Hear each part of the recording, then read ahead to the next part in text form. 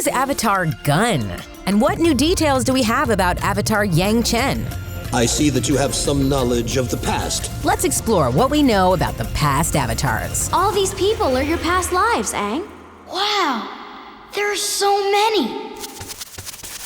As a being who has been reincarnated many times, most of history's avatars remain a mystery. However, we do know how the Avatar lineage began. My name is Wan, and I will show you how I became the first Avatar. In the time before the Avatar, people weren't born with the ability to bend elements. They were granted that ability by lion turtles. The power is yours to keep until your return. Wan was first granted the ability to firebend, so you might even say that the Avatar cycle ignited with a single flame. And that flame grew after Wan misused his firebending ability, despite the lion turtle's commands. Never again may you return to this city, but I will allow you to keep the power of the element. Wan was left to fend for himself in the dangerous spirit wilds, although his compassion towards all living creatures eventually made him an ally to the spirits. They even helped him master firebending. And the way Wan loves fire, like nothing I've ever seen. Wan continued to break new grounds when he broke the hold between Rava, the spirit of light and peace, and Vatu, the spirit of darkness and chaos. Since the beginning of time, we have battled over the fate of this world. And for the past 10,000 years, I have kept darkness under control and the world in balance. Until you came along. Because of Wan, Vatu is allowed to fly free and corrupt unsuspecting spirits. Wan had to team up with Rava so he could learn the other elements and stop Vatu. The harmonic convergence fell and Wan and Rava combined as one permanently to overpower Vatu once and for all. This is your prison now. And I will close the portal so no human will ever be able to physically enter the spirit world and release you. Never say never. We'll revisit this moment later. But at the time, this marked a huge transition for humanity. The world is entering a new age. Our time protecting mankind is over. We will no longer give humans the power of the elements. Now, humans would either be born with the potential to bend a single element or not. But one avatar would always exist with the ability to master every element. We will be together for all of your lifetimes, and we will never give up. When Wan died, Rava traveled to the Avatar's next incarnation. Now, we know that the reincarnation occurs in a pattern. The Avatar cycle rotates from fire to air to water to earth and then back to fire. When the Avatar dies, he's reincarnated into the next nation in the cycle. So we know that the next Avatar after Wan was an airbender, and that's the only information we have on history's second Avatar. One Avatar who also remains a mystery is Avatar Gun. They hailed from the Ru Ming era, but who came immediately before or after Avatar Gun? What was their origin element? We don't know. We do know that Avatar Gun seemed haunted by the loss of a companion. You see, when a future Avatar relived Gun's memory, they were drowning in grief. Avatar Gun reportedly failed to hold back a tsunami threatening the port city of Ha'an. But with the port still standing generations in the future, it's speculated that Gun may have labeled themselves a failure due to the loss of a close companion during that tsunami. Afterwards, Avatar Gun removed themselves from the public for a brief period until returning to duty. But their grief echoed through the memories of avatars ahead. Avatar Salai is one we know even less about. Their era, origin element, and accomplishments are still buried in history. But we know that Salai was a standard bearer. Successors would look back and strive to be as good an avatar as Salai. Avatar Szeto is another who left behind a legacy of greatness. He lived 7 cycles before the latest Avatar. And while many avatars were known for their accomplishments in battle, Szeto's most notable victories were in bureaucracy. Szeto was born to a broken Fire Nation. He eventually took a government position as Minister of the Royal Court and would grow to become Grand Advisor to the Fire Lord. This has got to be the most boring job in the Fire Nation. Well, Szeto appeared to embrace his life as a bureaucrat, accountant, and diplomat. He connected the spiritual and legal leadership within the Fire Nation. It's speculated that without Szeto's hard work, the Fire Islands would have splintered apart entirely.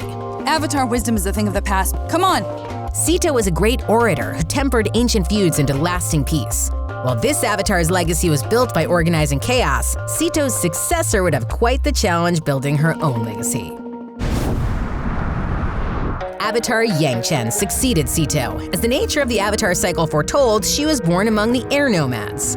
Yangchen's spiritual connection was stronger than she could handle.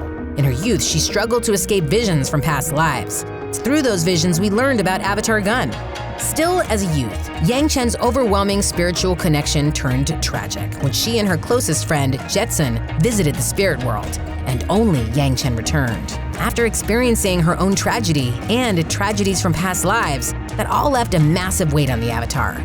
You may think as an air nomad she would rely on peaceful interventions, but Yangchen also knew when a situation called for extreme measures, anything for the sake of balance. Here is my wisdom for you. Selfless duty calls you to sacrifice your own spiritual needs and do whatever it takes to protect the world. Yangchen was called to duty just 1 week after she mastered all the elements. The Avatar faced a massive spirit, General Old Iron, who was rampaging after the death of another spirit.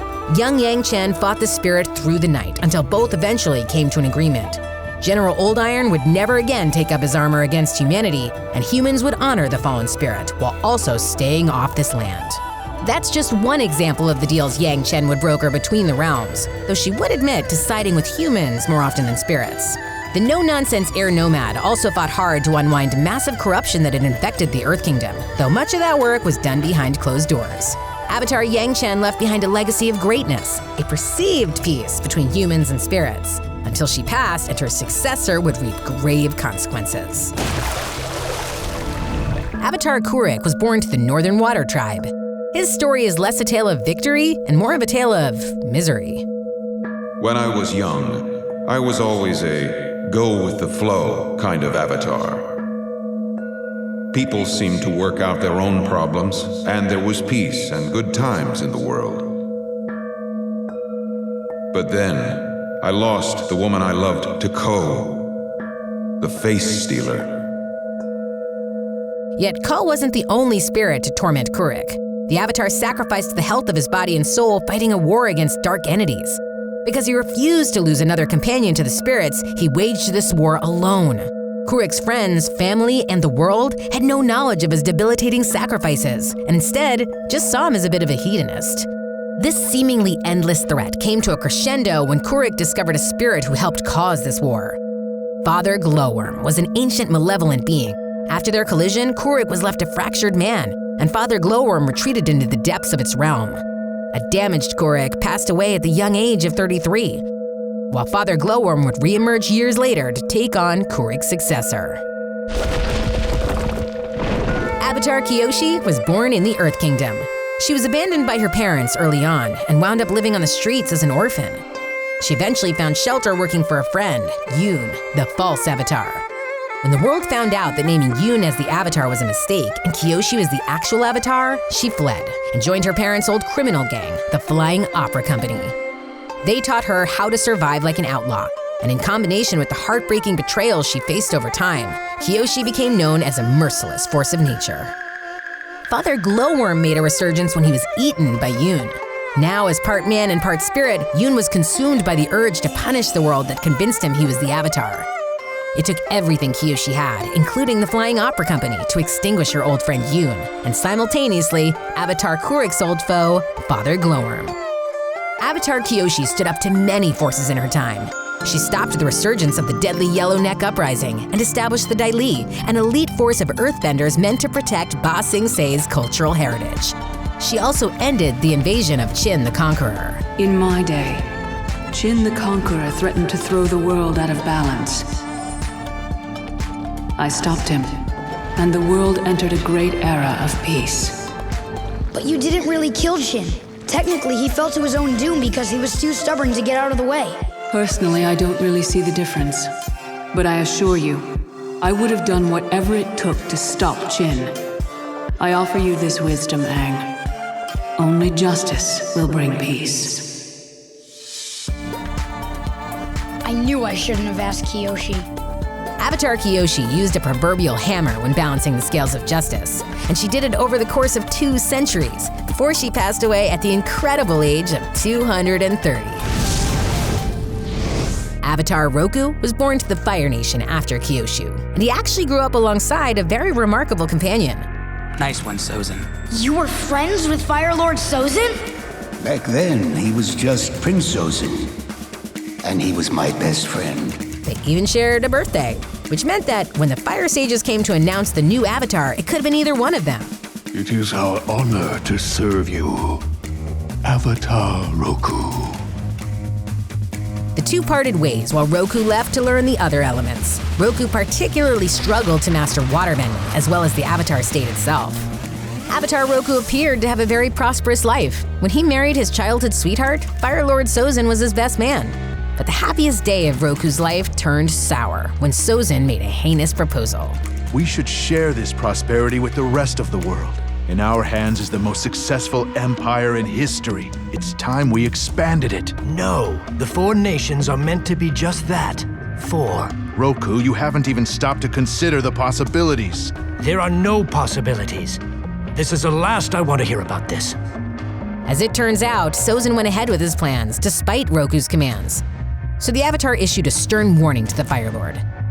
I've seen the colony, Sozin. I'm sparing you, Sozin. I'm letting you go in the name of our past friendship.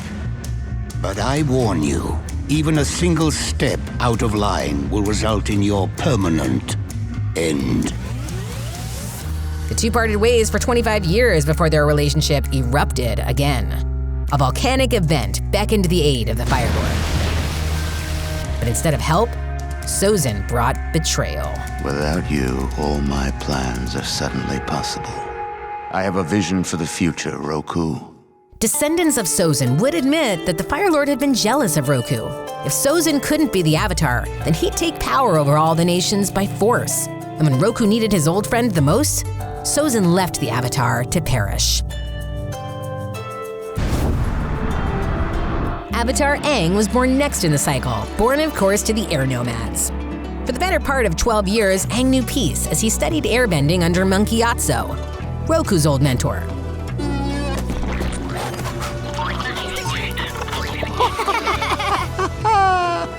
Your aim has improved greatly, my young pupil.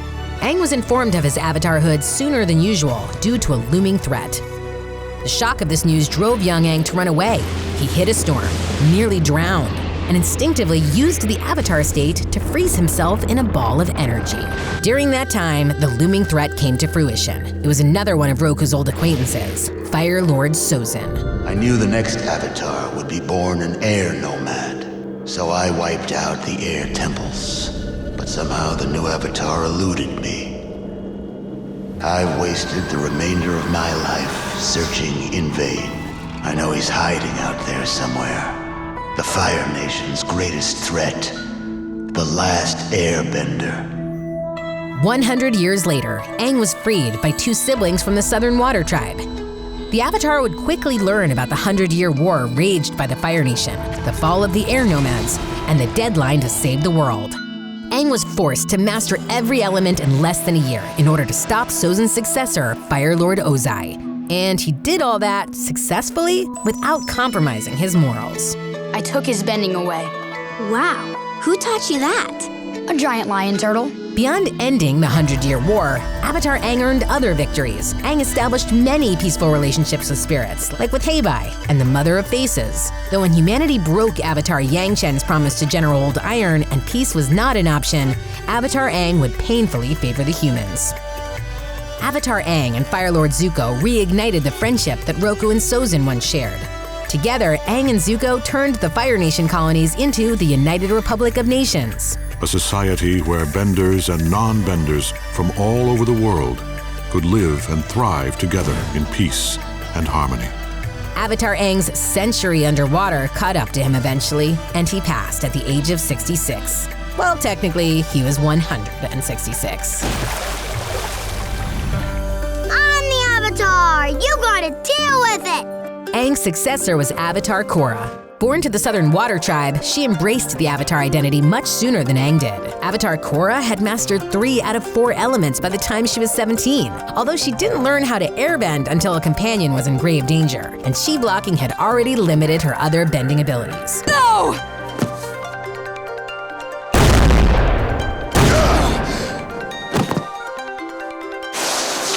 Impossible.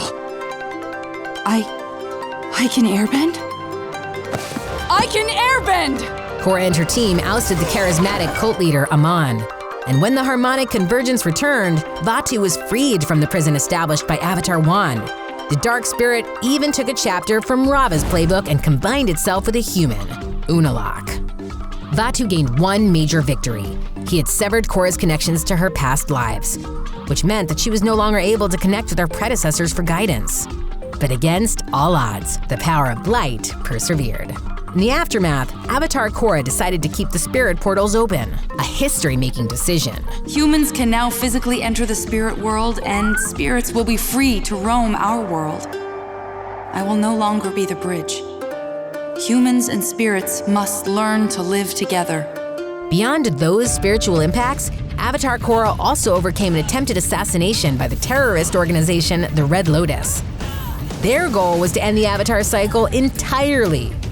And later, another political figure, Kuvira, led an insurrection against Republic City. Driven by a giant mechanical suit, Avatar Korra and her team deactivated that threat and inadvertently created a brand new spirit portal in the process. I bet Aang never could have imagined there'd be a spirit portal right in the heart of Republic City. Korra is the latest Avatar we've met, and with her connection to the Avatar's past lives severed, we can only guess what's in store for her successor.